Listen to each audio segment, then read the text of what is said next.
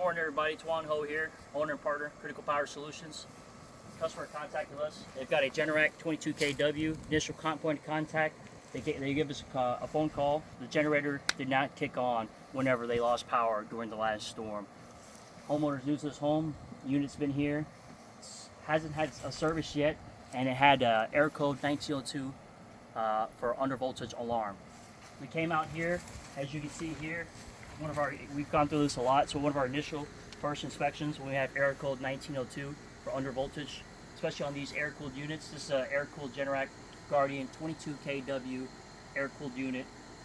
Now last generation, because now there's the next gen, as you guys will be familiar with. We have here, as you can see here, we've already put the fan back on. We've taken it off already. We've already swapped the brushes out. But a clear indicator for educational purposes for our customers out there and anyone that may need this training or need help or may want to perform this repair themselves, for whatever reason, if they need be. You see here, if you look here, the bottom of the unit, you see it's almost like it's essentially a lead dust. And it looks completely different, as you see from here, from any of the dirt or usual debris. We're gonna get this all cleaned up here in a little while after we do this explanation of the video. We're just doing the repair video right now. As you can see, oh, that's hot, Jesus Christ. As you can see here, this is a bad brush right here. The brushes have been completely deteriorated. Now here, this is an extra good brush. We've already put a new one on there. We're also gonna recommend to the customer that they go ahead and, they don't need it at this time, but this fan assembly will need to be replaced due to the damage around the center piece right here. And we're going to recommend that to the customer. It works fine now, and we're going to show that now. We're going to go ahead and do the post-repair system check. With 1902, if you follow the manual, which we can only get into a little bit, as you need to be factory certified, which we are here at Critical Power Solutions. All of our technicians are factory certified. You see here we've got our diagnostic manual, and we've gone through the proper procedures. To include checking the brushes, we've read the rotor. The rotor reads good. We've done all the readings on the rotor. We've read the stator and all the windings and ensured all the windings are good. We've checked the connectors on the controller from the opposite side of the harness going to the stator. Those are all secure and good and connected and proper. Everything's looking good. So now what we're going to go ahead and do now is a post-repair inspection and operational check. So now I come here. What we've also done here to this unit, we also swapped out the battery, as you can see here, and we did a complete service. We serviced the oil, replaced all the oil with 5W20 full synthetic Mobile 1. We changed out the air filter. We wiped out the excess oil in the baffle. We changed out the oil filter. And of course, we change out the spark plugs, and we ensure the proper gapping in accordance with the manufacturing procedures for the spark plugs, which is 0.04 of an inch. We measure that with the gap tool. Now, we've also, here you can see there's a bat terminal, and we replaced that as well, along with the battery. Now we're gonna go ahead and run the unit. I've got it here set to auto. We're gonna walk over to the transfer switch, and we're gonna go ahead and simulate an outage. This is a outage simulation. Currently the unit's programmed to kick on and transfer within 5 seconds.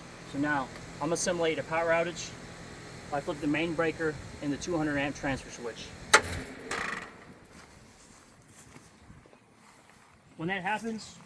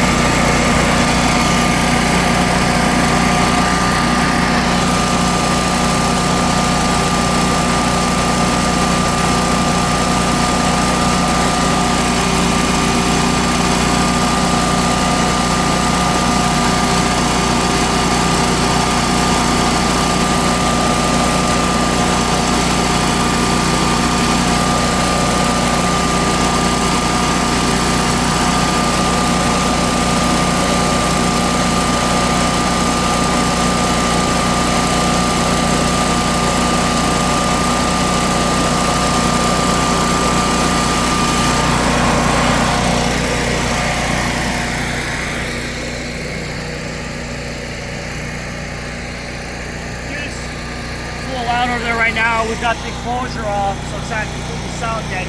Now, we verified the unit, as you can see within the video, 240 volts AC at 60 hertz. It's making proper voltage, both phases, proper frequency.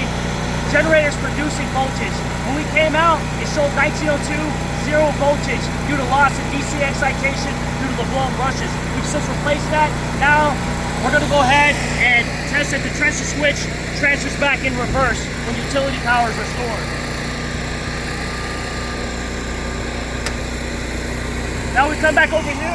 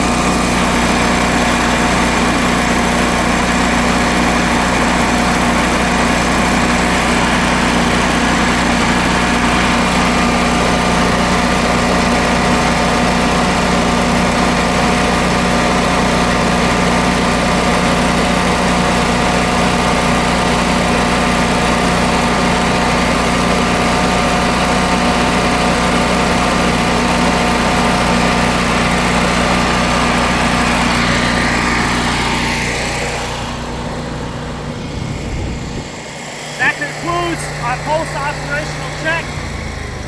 You see the generator is cooling down. I like to show that on the controller, to show techs, to show customers. That way you can have a better understanding of what's going on in the unit. The EVO 2 controller is programmed to show you. This one does need firmware, so we're going to have to go ahead and upload the firmware too. As you saw the firmware on there, we're going to upload the firmware and finish cleaning off the unit to make it look as good as new. We just wanted to go ahead and show what happens when you get 1902 and how you properly troubleshoot it and diagnose. So obviously, you know, you got to be factory certified. You can do it in warranty work. Use your manuals, use your tools, basic checks. Look for the lead debris. That's a clear indicator of the brush, and then inspect the brushes. 7mm bolts. You take those off. You put on the new brushes, and you get your DC excitation, and the generator should produce its voltage. Something that quickly also a quick indicator for us to let us know that it was the brushes, not the stator or rotor or a harness or connector issue, was the fact that it had 0 volts on the controller and physically on the output breaker. So that tells us that there's no excitation to begin with. There's a good likely loss of DC excitation. Plus, again, with these, as many people are aware, with these 21 to 23 or 24 of these air-cooled Generac units, the Guardian units, a lot of them had these failed brushes, as you can see here. And that concludes our video for the customer. Again, this is Critical Power Solutions. I'm Tuan Ho. Thank you all for watching our video and observing here what we have today for the repair of air-cooled 1902 on a Generac 22 kW. Thank you, everybody. You guys have a wonderful day.